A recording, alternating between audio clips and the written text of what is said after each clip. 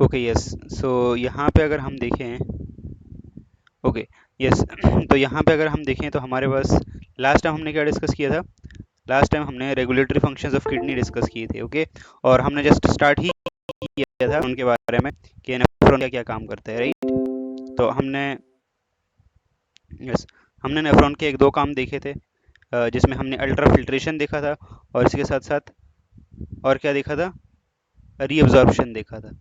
Okay, तो हमने ultra filtration और रीअब्जॉर्प्शन ये वाले दो स्टेप्स हमने डिस्कस कर लिए थे। एक ये रीअब्जॉर्प्शन वाली स्लाइड, ये भी हमने डिस्कस कर लिया था।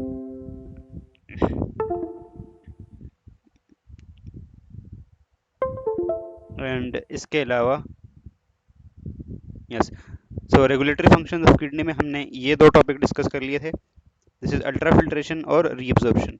आज हम जो डिस्कस करेंगे वो है काउंटर करंट। एक है टेब्यूलर सिक्रीशन और एक है काउंटर करंट मल्टीप्लायर सिस्टम। उन दो चीज़ों को डिस्कस करेंगे। अच्छा, इससे पहले मैंने आप लोगों को बताया था कि यस, होमवर्क दिया था। चले होमवर्क क्लास के एंड में देखते हैं। यहाँ तक इन दोनों में किसी को कोई प्रॉब्लम है? अल्ट्रा फिल्ट्रेशन और रीअब्जॉर्प्शन में जो जो चीज़ें बताई थी, यहाँ तक सब लोगों को क्लियर है ना?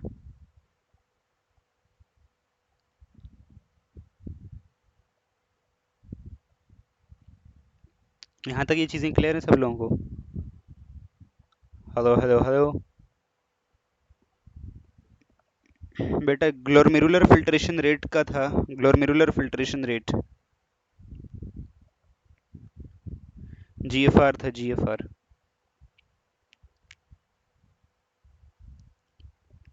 सो ये पहले वाले जो दो काम है, अल्ट्रा फिल्ट्रेशन और रीअब्जॉर्प्शन, ये वाले सब लोगों को क्लियर है ना? ये वाले दोनों फंक्शन सब लोग को, सबको क्लियर है? अब आज की क्लास में हमारा एम है कि हम टिब्यूलर सिक्रीशन और काउंटर करंट मल्टीप्लायर सिस्टम को डिस्कस करें। ओके, सो चलें भाई, अल्ट्रा फिल्ट्रेशन हम ये वाली डिटेल में डिस्कस कर चुके थे, कौन कौन से फैक्टर इन्वॉल्व होते हैं, कैसे कैसे होता है। उसके बाद जो ग्लोमेरुलर फिल्ट्रेट बनता है उसमें कंपोजिशन क्या होती है, और पीछे जो रह जाता है, जो चीज़ें फिल्टर आउट नहीं होती हैं, उसमें क्या क्या रहता है, ये हमने सारा डिस्कस कर लिया था। ये हमने सारा डिस्कस कर लिया था। देन इसके बाद हमने डिस्कस किया था, यस, ये हमारे पास रीअब्जॉर्प्शन वाली स्लाइड थी। तो रीअब्जॉर्प्शन हमने डिस्कस किया था कि भाई पीसीटी में मैक्सिमम रीअब्जॉर्प्शन होता है इन मिनरल्स का, सॉल्ट्स वगैरह का। एंड लूप ऑफ हिनले में वाटर की रीअब्जॉर्प्शन होती है और कुछ सॉल्ट्स वगैरह की रीअब्जॉर्प्शन होती है। डिस्टल कन्वोल्यूटेड ट्यूब्यूल में भी थोड़ी बहुत मिनरल्स की रीअब्जॉर्प्शन होती है। ये डिस्कस किया था डिटेल में।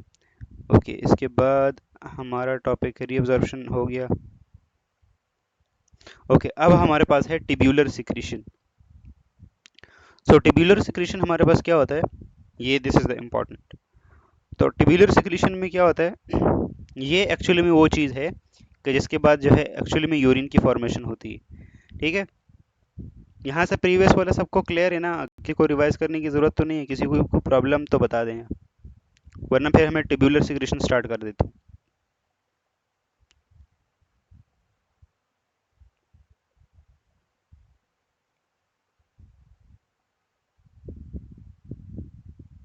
यस, ओके, मूव अहेड, चलें ठीक है। सो यहाँ पे देखें टिब्यूलर सिक्रीशन क्या है हमारे पास। देखिए हमारे पास क्या होता है कि जो पेरीट्यूबुलर कैपिलरीज होती है ना, ये देखें, ये पेरीट्यूबुलर कैपिलरीज, ये इसमें से ब्लड फ्लो ऐसे जा रहा है, ठीक है। और नीचे क्या है, नीचे हमारे पास क्या है, नेफ्रॉन का, ठीक है, नेफ्रॉन का पार्ट है। ये देखो, ये असेंडिंग लिम्फ है, ये कलेक्टिंग डक्ट है, ठीक है। तो अब यहाँ पे क्या होता है, ज़्यादातर ये जो प्रॉक्सिमल कन्वोल्यूटेड टिब्यूल और ये जो डिस्टल कन्वोल्यूटेड टिब्यूल है ना, डिस्टल कन्वोल्यूटेड टिब्यूल, जो यहाँ पे डिस्टल कन्वोल्यूटेड टिब्यूल है ना, ये वाला, और ये प्रॉक्सिमल कन्वोल्यूटेड टिब्यूल, यहाँ पे जो हमारे पास यूरिया होता है, अमोनिया होता है और यूरिक एसिड होता है, ठीक है, उन सबको क्या किया जाता है, उनको ना सेलेक्टिवली सेलेक्टिवली पकड़ा जाता है और जोर से फेंका जाता है, एक्टिव ट्रांसपोर्ट के थ्रू दोबारा से नेफ्रॉन के अंदर फेंका जाता है, ठीक है। तो यहाँ पीसीटी के लेवल के ऊपर देखो तो नजर आ रहा होगा, urea, uric acid, creatinine, H+ आइन, NH4 आइन और कुछ ड्रग्स, ठीक है। इन सारी चीज़ों को एक्टिवली एनर्जी का यूज़ करके पीसीटी में दोबारा वापस धकेला जाता है। ठीक है, यस, एक्टिव ट्रांसपोर्ट होती है, एटीपी का यूज़ होता है यहाँ पे, एटीपी का यूज़ होता है यहाँ पे। तो ये हमारे पास क्या कहलाती है, ट्यूब्यूलर सिक्रीशन। ट्यूब्यूलर सिक्रीशन क्या है हमारे पास, जो पीसीटी है यानी कि प्रॉक्सिमल कन्वोल्यूटेड ट्यूब्यूल, और जो डीसीटी है यानी कि डिस्टल कन्वोल्यूटेड ट्यूब्यूल, इन दोनों जगहों पे एब्जॉर्प्शन तो होती है। देखो यहाँ एब्जॉर्प्शन, ये वाली चीज़ एब्जॉर्प्शन को शो कर रही है, लेकिन इसके साथ साथ कुछ चीज़ें जैसे यूरिया, यहाँ देखें इसमें, इसके अंदर देखो इनक्लोज हुई हुई चीज़ें, और यहाँ पे देखें इसके अंदर कोई इनक्लोज हुई हुई चीज़ें। तो कुछ चीज़ें जो हैं जैसे urea, uric acid, creatinine, ammonia, ठीक है, H+ आइन, ठीक है, और कुछ मेडिसिन, ड्रग्स वगैरह, ठीक है, जो हम खाते हैं ना मेडिसिन, वो पीसीटी के लेवल के ऊपर और डीसीटी के लेवल के ऊपर क्या हो रही होती है, एक्टिवली एटीपी का यूज़ करके हमारा जो सिस्टम है वो नेफ्रॉन के अंदर उनको एक्टिवली क्या करते हैं, एक्टिवली उनके अंदर ट्रांसपोर्ट करते रहते हैं। और इस तरह से क्या होता है, जो हमारी बॉडी का यूरिया, नाइट्रोजनस वेस्ट है, यूरिया, यूरिक एसिड, ये सारी चीज़ें, अमोनियम, जो अमोनिया होता है वो अमोनियम की फॉर्म में जाता है, NH4+ की फॉर्म में, हाइड्रोजन, और कुछ मेडिसिन वो इस तरह से हमारी बॉडी से एक्सक्रीट आउट होती हैं। यहाँ तक क्लियर है ट्यूब्यूलर सिक्रीशन वाला पार्ट? ट्यूब्यूलर सिक्रीशन वाला पार्ट क्लियर है सब लोगों को?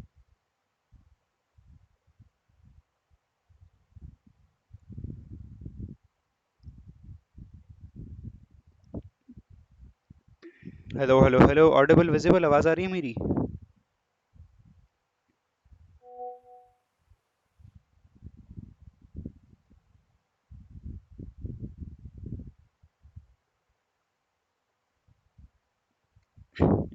बेटा हमने कहा ट्यूब्यूलर सिक्रीशन क्या है, जो पीसीटी है, ठीक है, प्रॉक्सिमल कन्वोल्यूटेड ट्यूब्यूल, और जो डिस्टल कन्वोल्यूटेड ट्यूब्यूल है, उसके लेवल के ऊपर क्या होता है,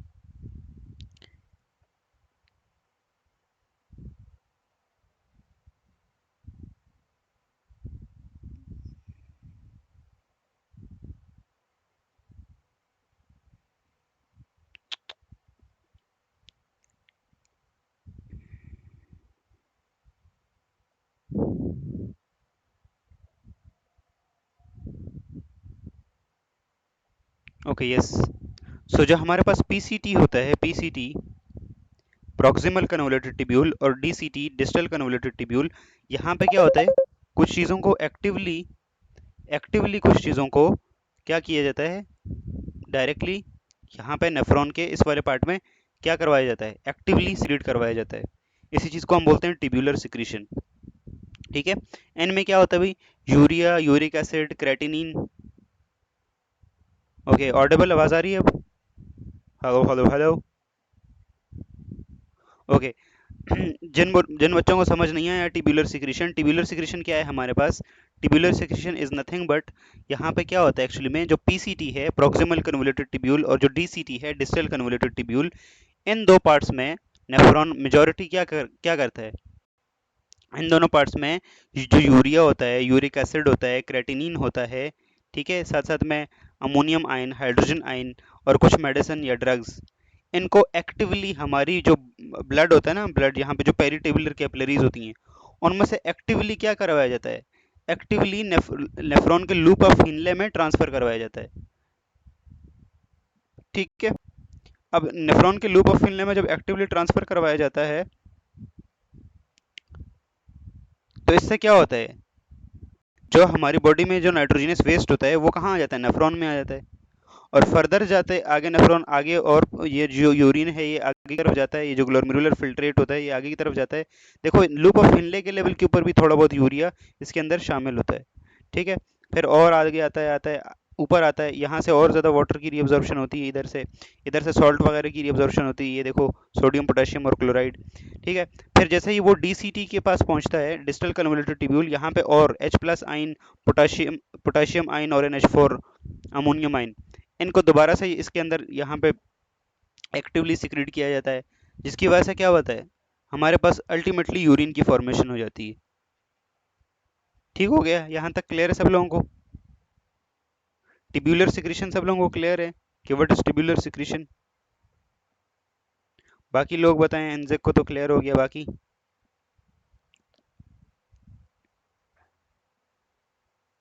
क्लियर है? ओके, यहाँ पे देखें, आप लोगों को दोबारा से थोड़ा सा बताते जाएं। यहाँ पे देखें, यहाँ पे अल्ट्रा फिल्ट्रेशन होगी इस वाले स्टेप में, ये ग्लोमेरुलस है। फिर प्रॉक्सिमल कन्वोल्यूटेड ट्यूब्यूल में रीअब्जॉर्प्शन, ठीक है, रीअब्जॉर्प्शन बहुत अच्छे से होगी, लेकिन साथ साथ में अच्छा सेलेक्टिव रीअब्जॉर्प्शन यहाँ डिस्टल कन्वोल्यूटेड ट्यूब्यूल में भी होगी, और अल्टीमेटली वाटर रिटेंशन, अगर बॉडी में पानी की कमी है,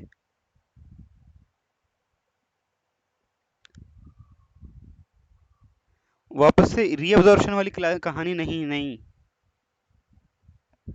हिबा अजीज, स्लाइड शो नहीं हो रही बेटा, बाकियों को तो शो हो रही है शायद, बाकी सब स्टूडेंट्स को स्लाइड शो हो रही है।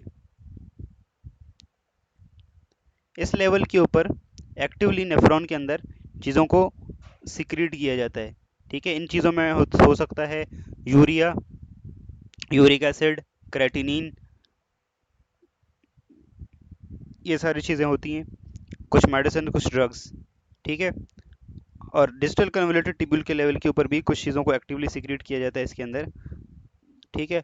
कलेक्टिवली इस प्रोसेस को हम क्या कहते हैं? Tubular secretion.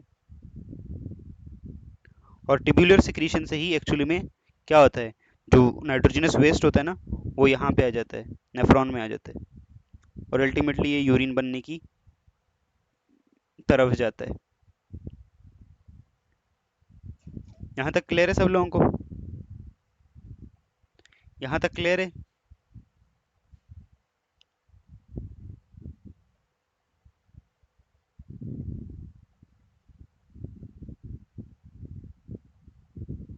ओके,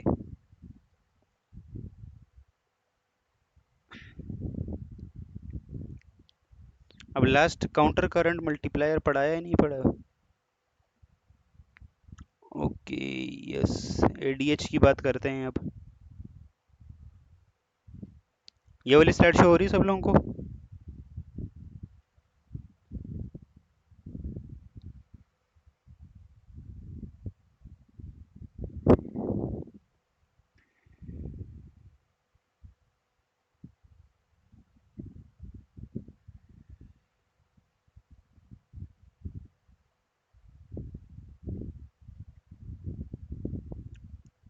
ओके, सो यहाँ तक टिब्यूलर सिक्रीशन क्लियर है ना? तीसरा पार्ट क्लियर है, टिब्यूलर सिक्रीशन? टिब्यूलर सिक्रीशन वाला पार्ट क्लियर है सब लोगों को?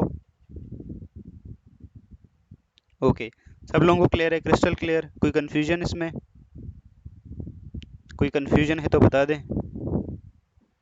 ये देखें, जो एरो ये चीज़ इंडिकेट करता है ना, यहाँ पे देखो creatinine drugs plus H plus sign, देखो इस तरफ जो इंडिकेट कर रहा है ये ट्यूब्यूलर सिक्रीशन है, ये भी ट्यूब्यूलर सिक्रीशन है। ये देखें ये वाला, इसमें ये देखो ये किया हुआ है, ठीक है। और जो इससे बाहर आ रहा है वो रीअब्जॉर्प्शन है।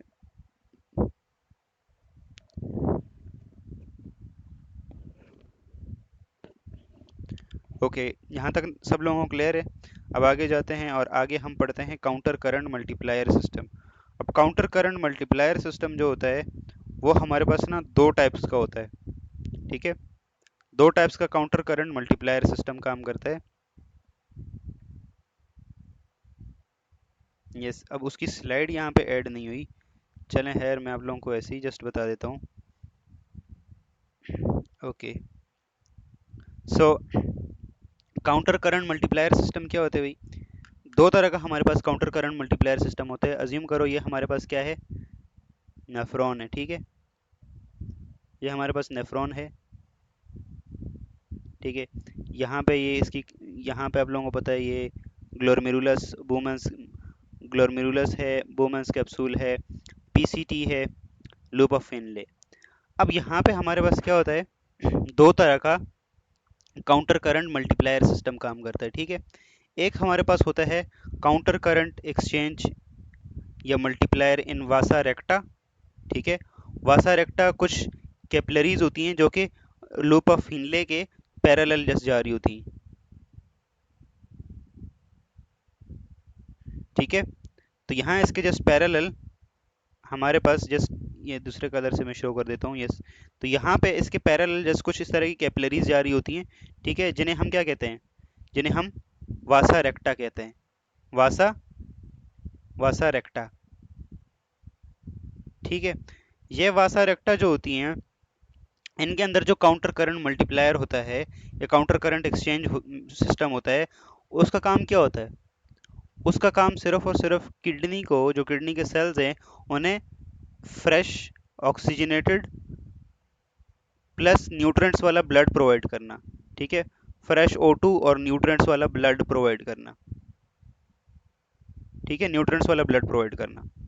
तो ये वासा रेक्टा जो कैपिलरीज होती हैं, जो लूप ऑफ फिनले के जस्ट आसपास ऐसे ही जस्ट ऐसे जा रही होती हैं, उनका काम क्या होता है? उनमें एक तरह का काउंटर करंट मैकेनिज्म काम करता है, इसे हम कहते हैं काउंटर करंट मल्टीप्लायर इन वासा रेक्टा। और इनका काम क्या होता है? किडनी के जो सेल्स होते हैं, जो नेफ्रॉन्स होते हैं, उन्हें फ्रेश ऑक्सीजन देना और न्यूट्रिएंट्स देना। अब जाहिर सी बात है, नेफ्रॉन भी, उसको भी तो खाने की ज़रूरत पड़ेगी ना। खाएगा नहीं तो आगे जाएगा कैसे? काम ही नहीं करेगा फिर वो। ठीक है, तो एक तो काउंटर करंट मल्टीप्लायर वाला सिस्टम ये होता है, और एक काउंटर करंट मल्टीप्लायर दूसरा होता है। इसमें इससे क्या होता है? इससे हमारे पास प्रॉपर वाटर की एब्जॉर्प्शन होती है। ठीक है, वाटर की एब्जॉर्प्शन होती है। कैसे वाटर की एब्जॉर्प्शन होती है? तो यहाँ पे जस्ट देखिए। अच्छा, ओके। अब ये भी ना लूप ऑफ हिनले के आसपास ही होता है। अब जो लूप ऑफ हिनले हमारे पास,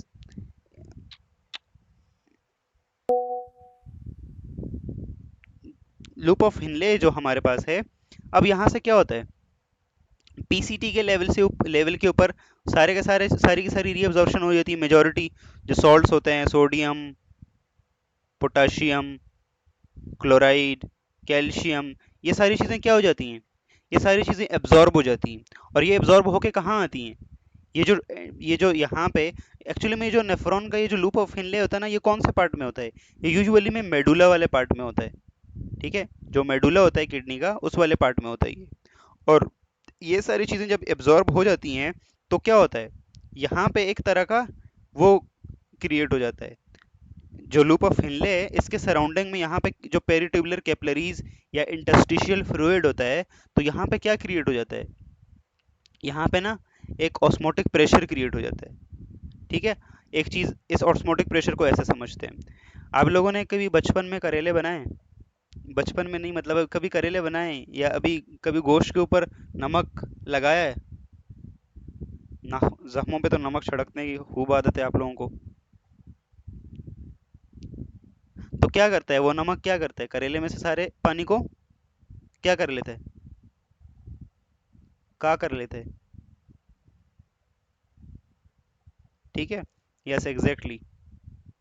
वो अपनी तरफ सारा जो सॉल्यूट्स होते हैं, जैसे इलेक्ट्रोलाइट्स होते हैं, सोडियम हो गया, पोटेशियम हो गया, क्लोराइड हो गया, कैल्शियम हो गया, मैग्नीशियम हो गया, या कोई भी इस तरह की चीज़ हो गई सॉलिड, वो क्या करती है? वो अपनी तरफ पानी को अट्रैक्ट करती है। ठीक है, अपनी तरफ पानी को अट्रैक्ट करती है। इसकी बेस्ट एग्जांपल ये है कि अगर आप लोगों ने जैसे करेले बनाए हों, जैसे लड़कियों ने बनाए हों अगर अक्सर, तो करेले के ऊपर क्या आप लोग नमक लगा देते हैं। नमक से क्या होता है? वो उसके अंदर जितने भी पानी होता है ना, उसको खींच के बाहर ले आता है। सिमिलरली आप लोगों ने कुर्बानी के गोश्त में भी ऐसे ही किया होगा, उस पे ऊपर जैसे ही मतलब नमक लगाते हैं, तो सारा का सारा पानी अंदर से बाहर आ जाता है। इसी तरह से आप लोगों ने देखा होगा, कई बार लोग जो अनियन होता है, प्याज, उसको भी मतलब सलाद के लिए जब बनाते हैं तो उसके ऊपर सही से नमक लगा के वो कर देते हैं। तो उससे क्या होता है? उससे भी पूरी पूरी तरह वाटर, वाटर से क्या हो जाता है? सॉल्ट मेल्ट हो गया, लेकिन वो क्या करता है? सारा का सारा पानी अंदर से बाहर निकाल लेता है। ठीक है, ये वाली चीज़ क्लियर है ना सब लोगों को? ये वाली चीज़ क्लियर है? तो इसी तरह से देखिए, हमारे पास पीसीटी के लेवल के ऊपर क्या हो रहा है? इतने सारे सॉल्ट्स इलेक्ट्रोलाइट से रीअब्जॉर्ब हो रहे हैं। सिमिलरली इधर से जो असेंडिंग डक है लूप ऑफ फिनले का, यहाँ से भी तो सॉल्ट इलेक्ट्रोलाइट्स की रीअब्जॉर्प्शन होती है। तो यहाँ से जब सॉल्ट इलेक्ट्रोलाइट्स की रीअब्जॉर्प्शन होती है, तो ये जो मेडुला की सराउंडिंग वाली स्पेस है, ये जो सराउंडिंग वाली स्पेस है, इसमें क्या होगा, इसमें हाई ऑस्मोटिक प्रेशर होगा, और इसकी वजह से क्या होगा, इधर लूप ऑफ हिनले से पानी ऑटोमेटिकली खुद ही छोड़ के इधर आ जाएगा। ठीक है, तो ये हमारे पास दो तरह का काउंटर करंट मल्टीप्लायर सिस्टम होता है। एक वसा रेक्टा के अंदर जो क्या करता है, जो जस्ट ऑक्सीजन और न्यूट्रिएंट्स सप्लाई करता है, किसको, नेफ्रॉन्स को। और दूसरा काउंटर करंट मल्टीप्लायर सिस्टम जो पेरिट्यूबुलर कैपिलरीज के अंदर होता है, ये जो इंटरस्टिशियल होता है, मेडुला का इंटरस्टिशियल फ्लूइड वहां पे होता है। इसमें क्या होता है कि ये जो हमारे पास सॉल्ट्स इलेक्ट्रोलाइट्स है ना, ये सारे रीअब्जॉर्ब हो जाते हैं, और ये क्या करते हैं, अपनी तरफ पानी को भी अपने साथ खींच के ले आते हैं। जैसे कभी आप लोगों ने ये देखा होगा,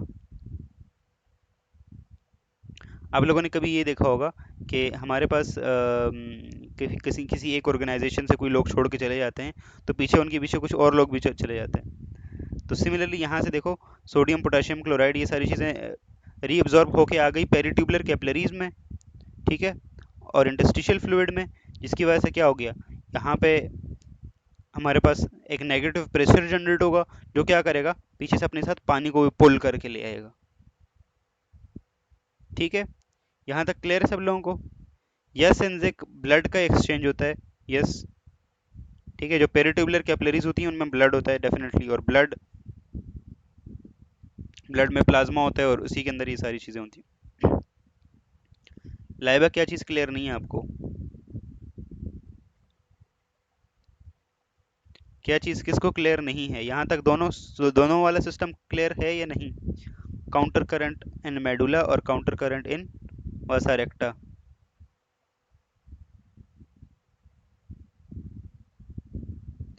हेलो हेलो हेलो, ऑडिबल आवाज़ आ रही है मेरी? यहाँ तक क्लियर है सब लोगों को काउंटर करंट सिस्टम?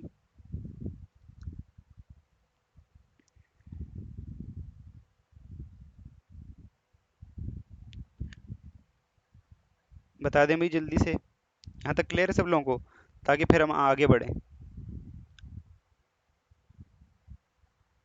क्लियर है? लाइबा ने नो का आंसर लिखा हुआ है। क्या चीज़ क्लियर नहीं है? लाइब्रेरी, क्या चीज़ क्लियर नहीं है आपको?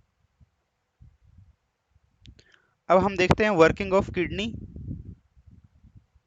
ठीक है, डिफरेंट डिफरेंट हार्मोन्स का जो वर्किंग होती है ना किडनी के ऊपर, वो क्या कैसे काम करती है। तो ये देखो, effect of hormones on the working of kidney. ठीक है, effects of hormone on the working of kidney. तो यहाँ पे तीन हार्मोन्स हम पढ़ेंगे, एक एडीएच, एक एल्डोस्टेरोन और एक पैराथॉर्मोन। इन तीन हार्मोन्स का एक्शन पढ़ेंगे। सबसे पहले हम बात करते हैं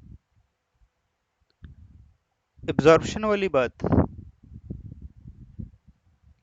लैब एब्जॉर्प्शन में क्या चीज़ क्लियर नहीं है? एब्जॉर्प्शन तो हमने इससे पहले ही वाली क्लास में डिस्कस किया था। सॉल्ट सॉल्ट सॉल्ट जैसे जिसके ऊपर वो कर देते हैं, उसकी बात कर रही हैं आप?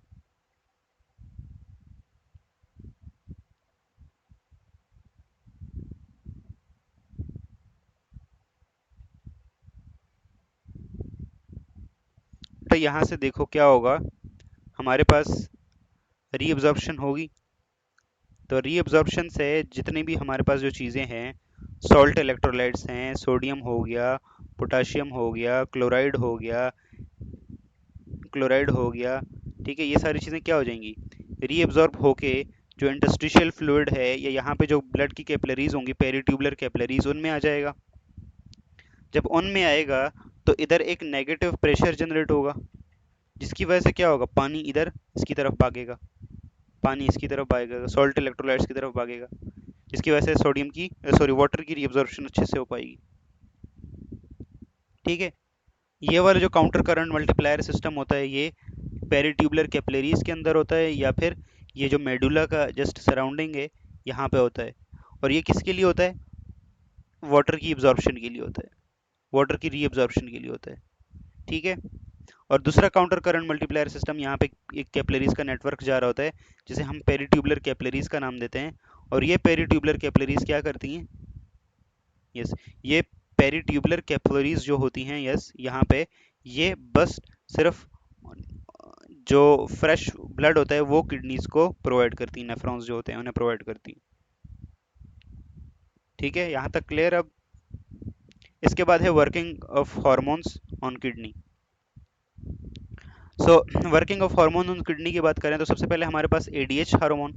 ठीक है, एडीएच की फुल फॉर्म होती है एंटी डायूरेटिक हार्मोन। ओके, और ये एंटी डायूरेटिक हार्मोन जो होता है इसका दूसरा नाम वेसोप्रेसन भी होता है। ठीक है, this is also known as vasopressin. अच्छा, इसके काम क्या है भाई? Decrease urine production. ये यूरिन प्रोडक्शन को डिक्रीज करता है। कैसे डिक्रीज करता है भाई? तो जाहिर सी बात है, ये पूरे का पूरा वाटर को रीअब्जॉर्ब करता है यूरिन में से। अब यूरिन में बहुत ज़्यादा अगर पानी है ना, तो ये उस वहाँ से वाटर को रीअब्जॉर्ब करता है, तो उससे क्या होगा? ओवरऑल वॉल्यूम को, यूरिन के वॉल्यूम को कम होगा। ठीक है, डिक्रीज स्वेटिंग, तो स्वेटिंग को भी डिक्रीज करता है, और इंक्रीज ब्लड प्रेशर। ये दो तीन काम है। ठीक है, जब सीवियर डिहाइड्रेशन होती है उस वक्त क्या हो जाता है? उस वक्त एडीएच रिलीज होता है। और जब आप लोग नॉर्मल होते हैं तो उस वक्त एडीएच रिलीज नहीं होता। ओवर हाइड्रेशन मतलब नॉर्मल आप लोगों को, तो उस वक्त एडीएच रिलीज नहीं होता। वालेकुम अस्सलाम Salman, welcome. Ghulam Dastagir, ADH is anti diuretic hormone. ठीक है, एडीएच क्या है? हमारे पास एंटी डायूरेटिक हार्मोन है। इसका दूसरा नाम वेसोप्रेसन भी होता है। इसका मेन काम क्या है भाई? किडनी में से वाटर की रीअब्जॉर्प्शन करवाना। जब वाटर की रीअब्जॉर्प्शन ये करवाएगा हमारे पास, वाटर की रीअब्जॉर्प्शन करवाएगा, तो उससे क्या होगा? ओवरऑल जो यूरिन का वॉल्यूम है वो डिक्रीज होगा। ठीक हो गया। अच्छा, ये स्वेटिंग को भी डिक्रीज करता है, क्योंकि स्वेटिंग से वाटर का लॉस हो सकता है ना। सो दैट्स वाई ये क्या करेगा? ये, यस, ये स्वेटिंग को भी डिक्रीज करेगा, और ब्लड प्रेशर को इंक्रीज करता है ये। ठीक है, यस। और जब आप लोगों को डिहाइड्रेशन होगी उस वक्त एडीएच एडीएच रिलीज होता है। और जब ओवर हाइड्रेशन होती है, मतलब अब नॉर्मली आप लोगों ने पानी पानी बहुत पिया होगा, उस वक्त एडीएच रिलीज नहीं होता। अब ये एडीएच कहाँ से रिलीज होता है और कैसे काम करता है? तो यहाँ देखें, जस्ट यहाँ देखें, एडीएच रिलीज होता है कहाँ से? हाइपोथैलेमस। ठीक है, हाइपोथैलेमस में ये बनता है। फिर हाइपोथैलेमस में से ये कहाँ आता है? पोस्टीरियर पिट्यूटरी में। ठीक है, यहाँ देखें, सिग्नल कहाँ आएगा? हाइपोथैलेमस में। हाइपोथैलेमस में कैसे सिग्नल आएगा भाई? जो ब्लड जाता है ना, हाइपोथैलेमस के पास से गुजरता है, तो जो हाइपोथैलेमस होता है उसके अंदर कीमो रिसेप्टर लगे रहते हैं। ठीक है, osmo receptor to be specific. ठीक है, ऑस्मो रिसेप्टर, वो ऑस्मो रिसेप्टर ब्लड के ऑस्मोटिक प्रेशर को डिटेक्ट करते हैं। अगर उसमें कम या ज़्यादा हो, ठीक है, वाटर की अगर अमाउंट कम हो, तो उससे क्या होगा? उससे हाइपोथैलेमस इस चीज़ को डिटेक्ट करेगा कि भाई ब्लड, हमारी बॉडी में क्या है? वाटर की डिफिशियंसी है, वाटर कम है। तो जब वाटर कम है ना, वाटर की डिफिशियंसी है, तो उस वक्त ये क्या करेगा? हाइपोथैलेमस एडीएच बनाना स्टार्ट करेगा। ठीक है, हाइपोथैलेमस क्या करेगा? एडीएच बनाना स्टार्ट करेगा। और एडीएच यहाँ पे बनता है, और फिर जाके कहाँ स्टोर होता है? पोस्टीरियर पिट्यूटरी में स्टोर होता है। पोस्टीरियर पिट्यूटरी में जब जाके स्टोर होता है, उसके बाद क्या होता है? एडीएच रिलीज होता है। ठीक है, और एडीएच रिलीज होके कहाँ आता है? ये देखें, पोस्टीरियर पिट्यूटरी में स्टोर होता है, और उसके बाद एडीएच रिलीज होता है, और आके ये क्या काम करता है? एंटी डायूरेटिक और वेसोप्रेसन। ठीक है, और उसके बाद काम क्या करेगा भाई ये मेन रोल? तो ये जब जैसे ही वहां से रिलीज होगा पोस्टीरियर पिट्यूटरी से, पोस्टीरियर पिट्यूटरी से कहाँ रिलीज होगा? ब्लड के अंदर, डायरेक्ट ब्लड के अंदर आएगा। और ब्लड के थ्रू ये, अब ये कहा क्या करेगा? ये आएगा कहाँ पे? ये आएगा जो डिस्टल कन्वोल्यूटेड टिब्यूल्स हैं और जो कलेक्टिंग डक है नेफ्रॉन्स की, वहां पे आके काम करेगा, और उन्हें और ज़्यादा वाटर परमिएबल बना देगा। जब और ज़्यादा वाटर परमिएबल बना देगा, तो ज़्यादा से ज़्यादा वाटर की रीअब्जॉर्प्शन होगी हमारी बॉडी के अंदर। जब ज़्यादा से ज़्यादा रीअब्जॉर्प्शन होगी, तो यूरिन कैसा होगा? एकदम येलो कलर का कंसनट्रेटेड यूरिन आएगा। ठीक है, तो एडीएच ऐसे काम करता है। यहाँ तक क्लियर सब लोगों को एडीएच कैसे काम करता है? यहाँ देखें, एडीएच एक्ट ऑन किडनी। यहाँ देखें, इस वाली स्लाइड में एडीएच नहीं है, तो ये देखो, यहाँ पे हमारे पास वाटर की रीअब्जॉर्प्शन भी नहीं है, कलेक्टिंग डक्ट से। ठीक है, कोई रीअब्जॉर्प्शन नहीं है। लेकिन यहाँ देखें, एडीएच की प्रेजेंस में देखें कैसा वाटर की रीअब्जॉर्प्शन हो रही है। नजर आ रहा है सब लोगों को ये? तो जब यूरिन में से वाटर निकलेगा ज्यादा ज्यादा, तो ये देखो ये थोड़ा सा येलो येलोइश टाइप का नजर आ रहा है आप लोगों को, ज्यादा कंसंट्रेटेड यूरिन बनेगा अब। क्लियर है यहाँ तक सब लोगों को? यहाँ तक किसी को कोई प्रॉब्लम एडीएच के फंक्शंस में? एडीएच में किसी को कोई प्रॉब्लम यहाँ तक? ठीक है,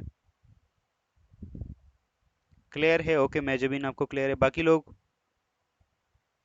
Maryam clear, Zahar Saleem clear, very good. Mariam Nawaz clear है आपको? मरियम नवाज?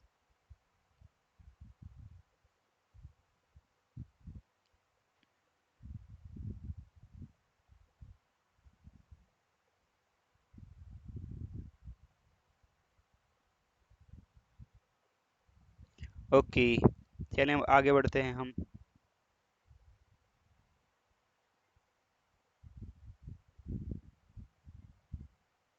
ओके गुलाम दस्तगीर, क्या क्या प्रॉब्लम है? एंड पे बता देने, चलें और डिस्कस करेंगे। इसके बाद दूसरा है हमारे पास, आज तुम्हारा निकनेम भी रख दिया मरियम नवाज। ठीक है, ओके। इसके बाद हमारे पास एल्डोस्टिरोन। जो एल्डोस्टिरोन होता है वो कहाँ से रिलीज होता है? तो सबसे पहले ना, पैराथायरॉयड हार्मोन।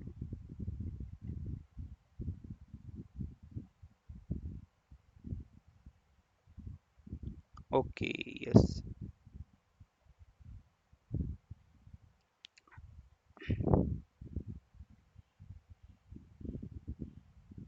यहाँ पे देखें, जो किडनी के टॉप होता है ना, किडनी के टॉप के ऊपर एक ग्लैंड होता है।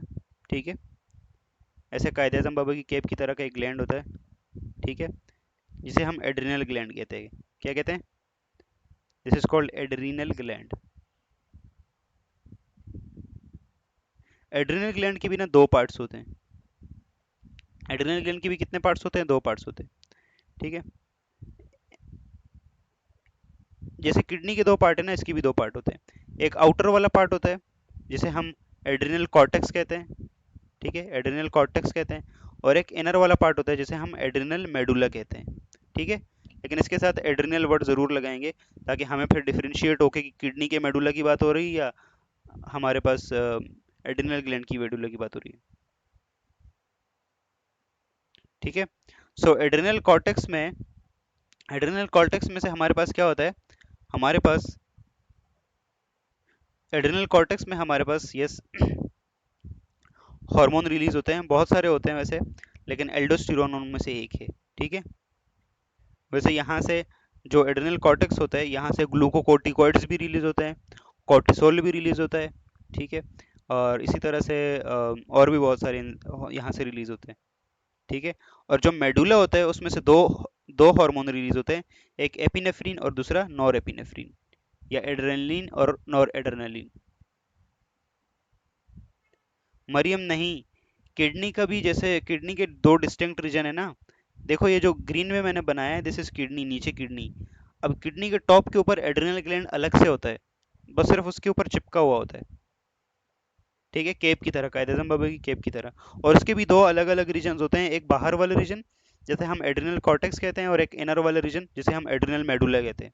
जस्ट लाइक किडनी में जैसे रीनल कॉर्टेक्स और रीनल मेडुला था, यहाँ पे एड्रिनल कॉर्टेक्स और एड्रिनल मेडुला है। ठीक हो गया? तो ये जो एड्रिनल कॉर्टेक्स वाला पार्ट होता है, ये एक हार्मोन रिलीज करता है, एल्डोस्टिरोन। ठीक है, और एल्डोस्टिरोन क्या करता है? ये जो सोडियम और वाटर की रीअब्जॉर्प्शन होती है ना, इसमें हेल्प करता है। ठीक है, एल्डोस्टिरोन क्या करवाता है? सोडियम वाटर रिटेंशन, जस्ट बस ये चीज याद रखें। यहाँ देखें,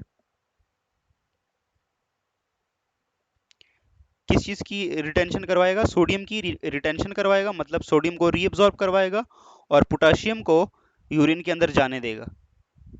ठीक है, एल्डोस्टिरोन क्या करता है? एल्डोस्टिरोन सोडियम को रीअब्जॉर्ब कर लेता है और पोटाशियम को जाने देता है यूरिन के अंदर। ठीक है, अब जाहिर सी बात है, सोडियम अगर रीअब्जॉर्ब हो रहा है तो सोडियम साथ में क्या करेगा? अपने साथ पानी को भी खींचेगा। ठीक है, तो एल्डोस्टिरोन का काम हम क्या क्या लिखते हैं? सोडियम वाटर रिटेंशन,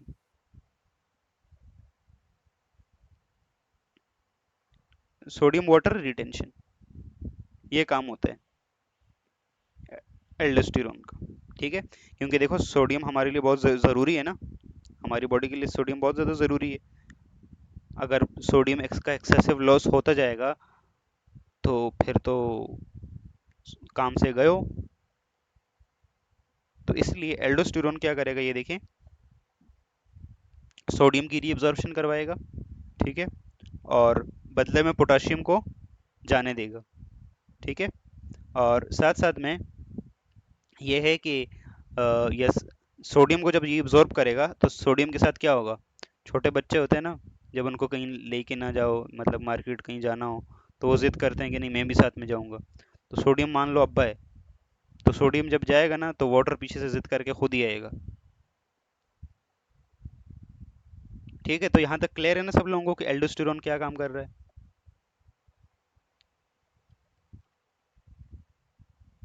जहर Salim, okay that's good, crystal clear, okay, चलें दैट्स गुड, ओके। इसके बाद एक हमारे पास है पैराथॉर्मोन, या इसका दूसरा पूरा नाम होता है पैराथायरॉयड हार्मोन। ठीक है, ये शॉर्ट में से हम पीटीएच भी कहते हैं। क्या कहते हैं, पीटीएच भी कहते हैं। तो इस पीटीएच का क्या काम होता है। गुलाम दस्तगीर, आवाज नहीं आई शायद। आप किसकी बात कर रहे हैं गुलाम दस्तगीर, पीटीएच की बात कर रहे हैं। पीटीएच को तो अभी जस्ट डिस्कस करेंगे हम ही। पिछले वाला एल्डोस्टेरोन क्लियर है कि एल्डोस्टेरोन क्या काम कर रहा है। गुलाम दस्तगीर, पीछे वाला क्लियर है।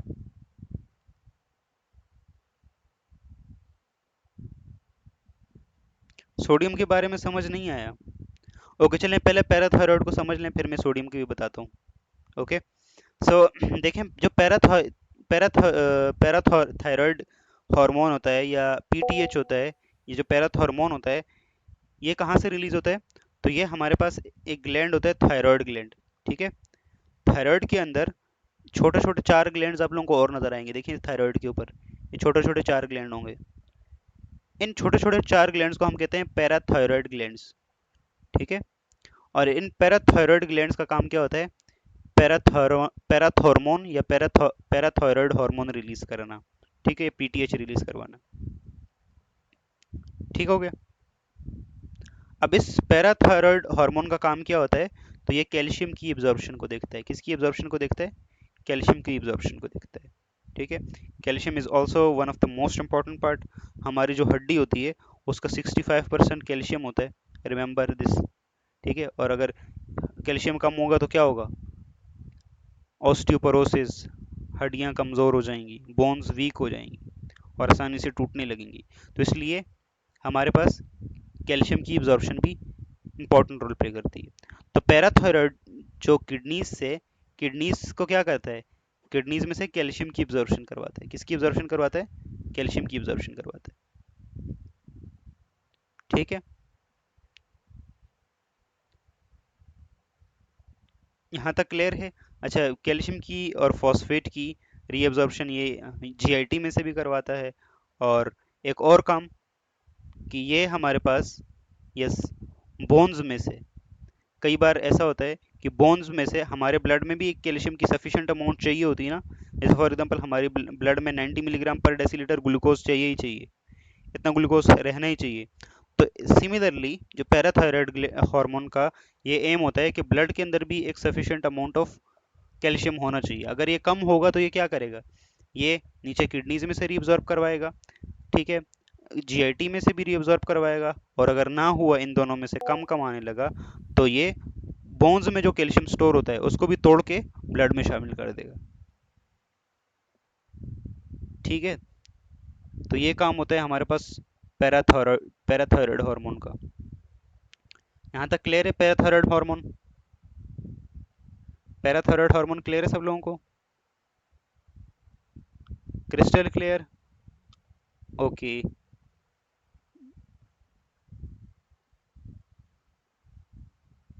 ओके, चलें दैट्स ग्रेट।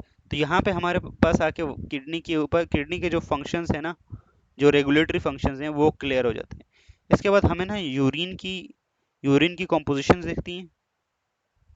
कैल्शियम और फॉस्फेट वाला बता दें। बेटा हमने बताया जो पैराथायराइड हार्मोन होता है ना, इसका मेन एम ये होता है कि ब्लड के अंदर किसी तरह कैल्शियम को बढ़ाए। ठीक है। तो कैल्शियम को बढ़ाने के लिए ये क्या करता है, जो जीआईटी है ना, जीआईटी में से क्या करवाता है ये, कैल्शियम और फॉस्फेट की रीअब्जॉर्प्शन करवाता है। ठीक है, सही से एब्जॉर्प्शन करवाता है वहां से। ये काम होता है पैराथायराइड। क्लियर है यहाँ तक। इसके बाद कॉम्पोजिशन ऑफ यूरिन, इसको हम कल डिस्कस करेंगे। अब फंक्शंस ऑफ किडनी एक बार देख लें। तो गुलाम दस्तगीर, आपको पिछला वाला क्लियर हो गया है?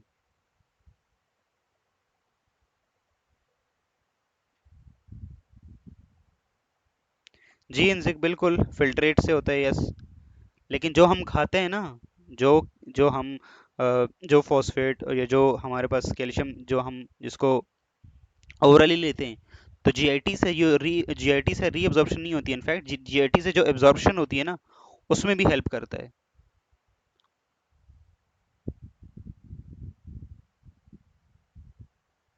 ठीक है।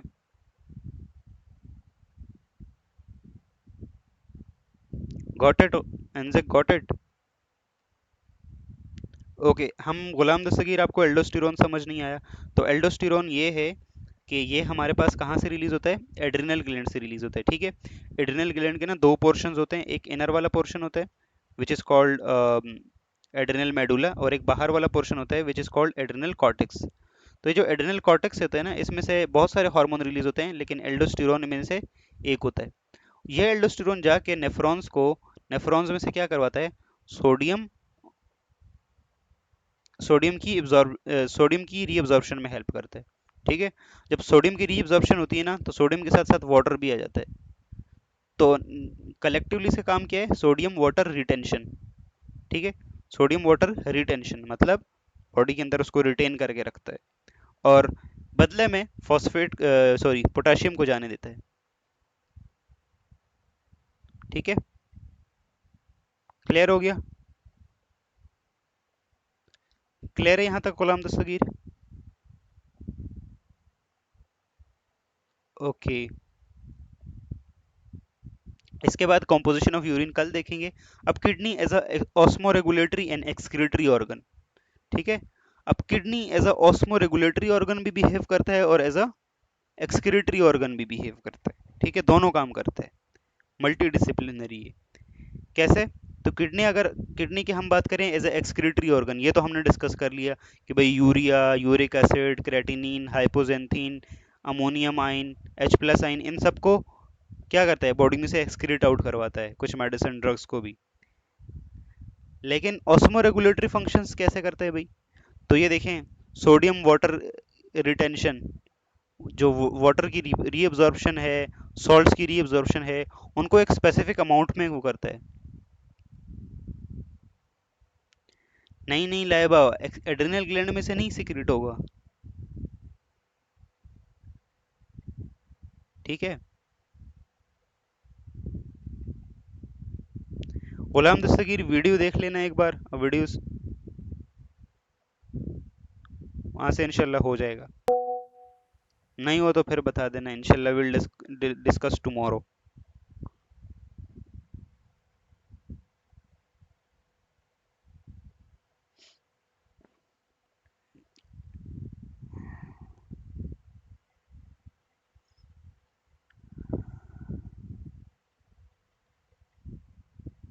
ठीक है, यहाँ तक क्लियर है सब लोगों को?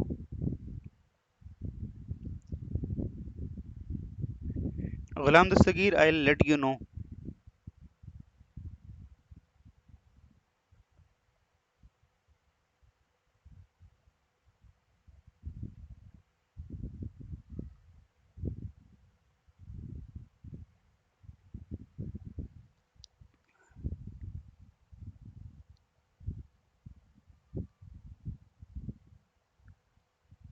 बेटा एल्डोस्टिरोन,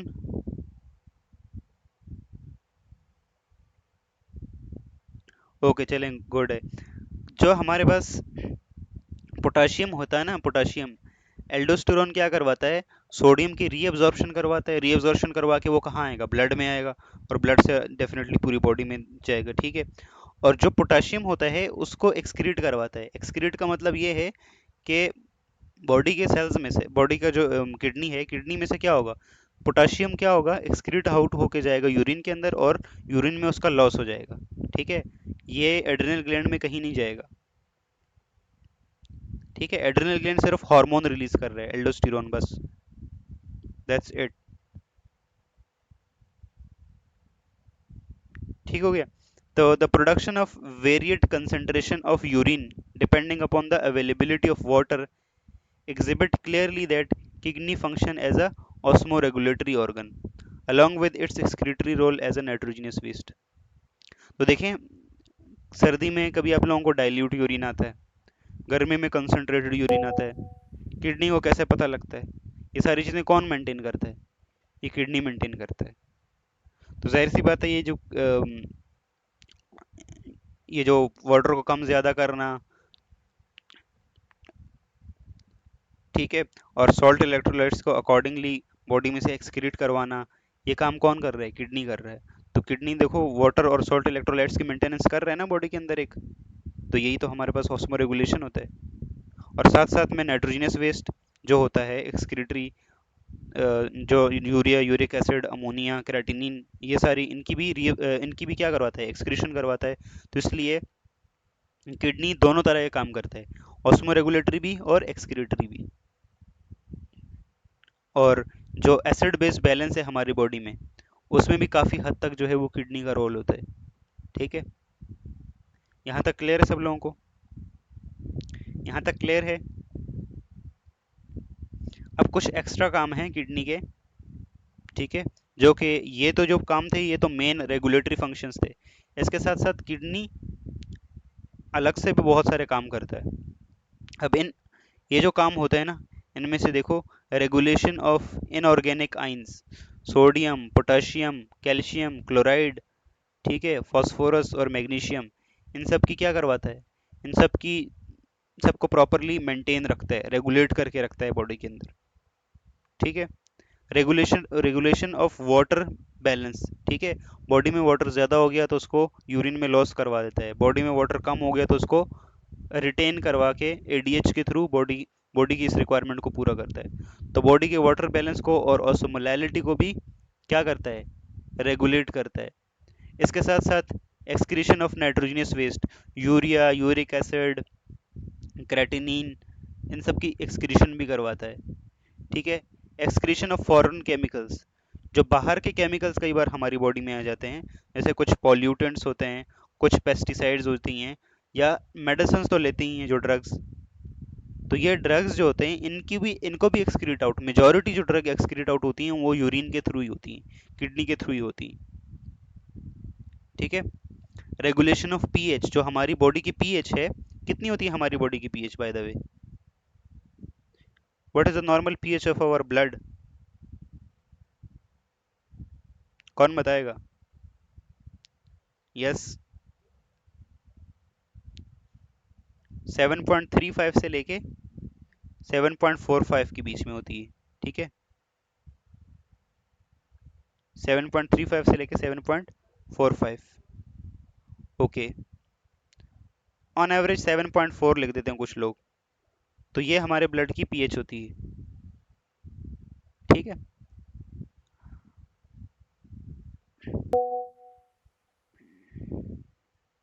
ये हमारी ब्लड की क्या होती है, पीएच होती है। और ये पीएच अगर थोड़ी बहुत आगे पीछे हो जाए, आपको पता है एंजाइम एक पर्टिकुलर पीएच पे काम करते हैं, प्रोटीन एक पर्टिकुलर पीएच पे काम करती हैं। सिमिलरली हार्मोन्स, उनका जो 3D शेप होता है प्रोटीन्स का, कुछ हार्मोन्स एंजाइम भी मतलब प्रोटीनिशियस नेचर के होते हैं। तो उन सब की जो है वो प्रॉपर फंक्शनिंग पीएच पे डिपेंड करती है। अगर पीएच आगे पीछे होगी, फ्लक्चुएट होगी, तो क्या होगा, प्रोटीन की जो फोल्डिंग्स हैं, जो 3D स्ट्रक्चर है, वो सही नहीं होगा। जब वो सही नहीं होगा तो हमारी बॉडी में जो नॉर्मल फंक्शंस हैं वो सही नहीं होंगे। आपको पता है हर एक रिएक्शन को कैटेलाइज करने के लिए हमारी बॉडी में एंजाइम होता है, और एंजाइम प्रोटीनिशियस होते हैं। तो ये पीएच अगर आगे पीछे हो गई तो फिर क्या होता है, डायरेक्ट ये जो पीएच में थोड़ा बहुत चेंज भी आता है ना, तो डायरेक्ट डेथ की तरफ जाता है। ठीक है, तो इसलिए पीएच और बाइकार्बोनेट, ये बाइकार्बोनेट पीएच में बहुत इंपॉर्टेंट रोल प्ले करता है। तो इन सबको रेगुलेट कौन कर रहा है, किडनी कर रहा है। ठीक है, synthesis of renin, renin yes, तो रेनिन एक हमारे पास एंजाइम होता है जो कि किडनी सिक्रीट करती है। ठीक है, और ये हमारे पास एक सिस्टम होता है, इसे हम कहते हैं रास सिस्टम।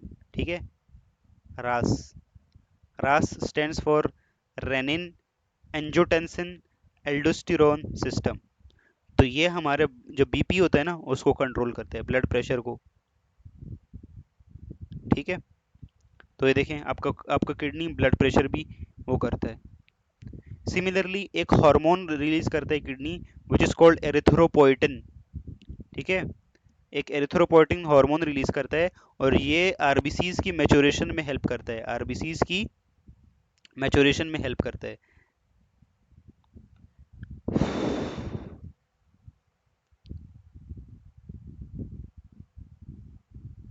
ये आरबीसीज की मैच्योरेशन में हेल्प करता है, जो एरिथ्रोपोइटिन होता है वो आरबीसीज की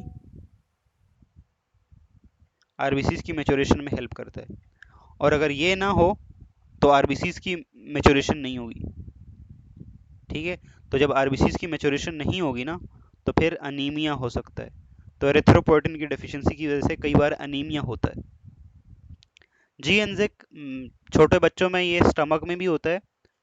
ओके, जो कि मिल्क को कर्ड में कन्वर्ट करता है।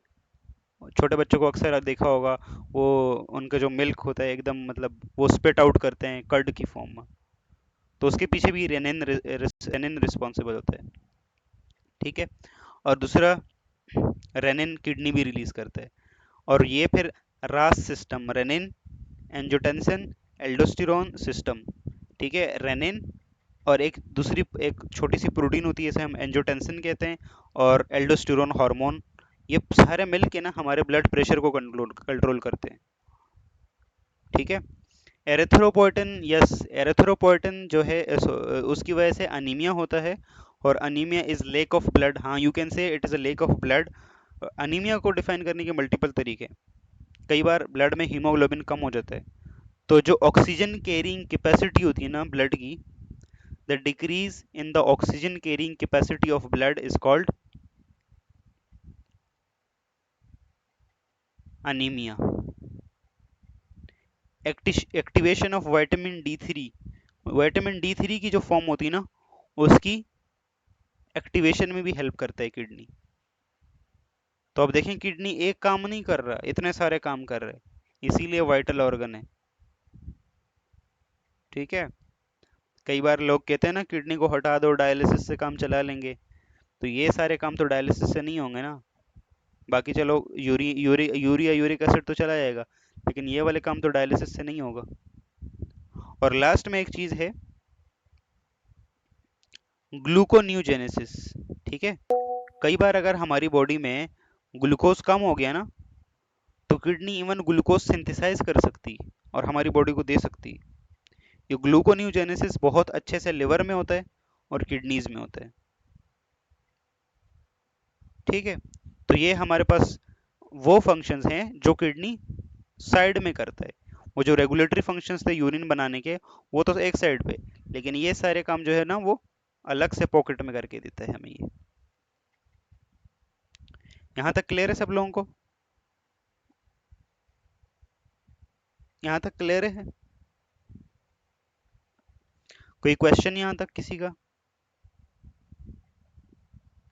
Yes, part time job, yes exactly, लेकिन पार्ट टाइम जॉब ऐसी नहीं, सही वाली जॉब।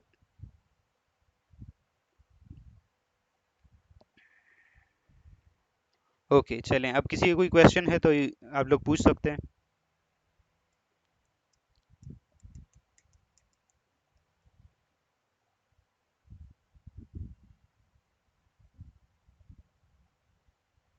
यस, कोई क्वेश्चन? गुलाम दस्तगीर, ओके। जहर सलीम, इंशाल्लाह I take care myself, लेकिन सांपों से जो है वो ना डर लगता है। आस्तीन के सांप होते हैं ना जिनमें जहर होता है बहुत टॉक्सिक लेवल वाला, उनसे डर लगता है बहुत।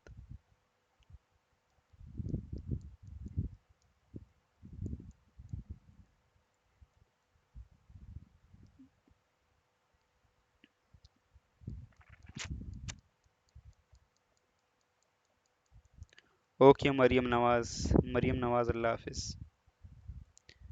ओके गुलाम दस्तगीर, कल की क्लास में जस्ट आपको पहले रिकैप दे दूंगा मैं। ओके। ओके चलें, होप सो यहाँ तक सब लोगों को समझ आ गया होगा। अब मिलते हैं हम किसी नेक्स्ट क्लास में। Till then keep learning and keep exploring. अल्लाह हाफिज, टाटा, बाय बाय।